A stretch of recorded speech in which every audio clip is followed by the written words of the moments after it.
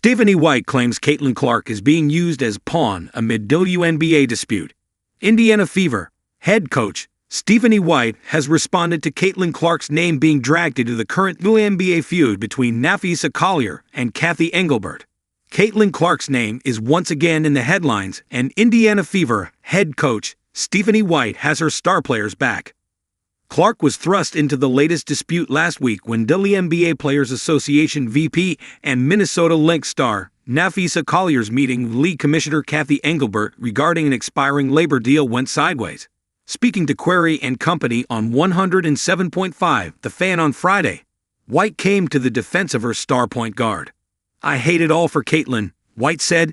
"You know, she's a 23-year-old kid who loves to play this game, who is a pawn in a lot of other people's games and a lot of other people's narratives. And I hate that for her. She is so mature for her age. I mean, think back to when we were 23 years old. Holy cow, but she's so mature. She has people in her corner and people that can help her. She gets it. She understands the big picture." Clark, who maintains an outstanding reputation on and off the court, was thrown into the fray when Collier revealed Engelbert allegedly said in a private meeting in February that Clark and others should be on their knees for the platform the WNBA has given them. Clark, who blossomed into the sport's biggest star thanks to her brilliant play at the University of Iowa, now boasts endorsement deals with Nike, Gatorade, State Farm, among others, and a portfolio worth $16 million off the court, according to Collier. Clark's salary for the 2025 WNBA season was $76,535, standard for top draft picks over the first 4 years of their career. Of course, the second-year phenom is worth much more than what her pay stub reads, an area in which Collier and many others are hoping to spearhead change.